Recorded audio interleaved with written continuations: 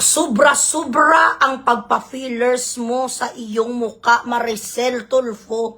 Ako ya unsolicited advice lang ni Day. Pero kalain sa pagpangit na kasi ang tatay mo, tapos pangit man ang nanay mo. So ang combination nila, ang tatay mo daw bingit nga tutoy, amo nang itsura ni Rapi Tulfo, amo ni sa chinito nga hindi mo maintindihan kung Japanese sa or Chinese ako ano, basta pangit daw bitkong si Rapi, kung tutusin. Tapos, ang itsura naman sa nanay mo daw si Sitang. Ang combination yan, ang nilabasan sa combination nila piranha. Hindi to insulto, ma'am. Day, hindi to insulto. Ba't naman ako magmamam sa'yo bilang Iloy? Mas matalino ako kaysa sa'yo. Hindi to insulto. Ito ay real talk. Huwag ka masyadong nagapabotox dito kag nagapa-fillers.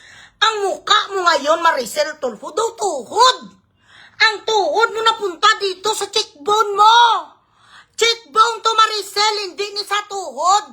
Sobra-sobra ka man niya magpaamo ni sang ano ka, insecure si mo man. Ipakuha mo na ang iyong filler dito kay Chararat.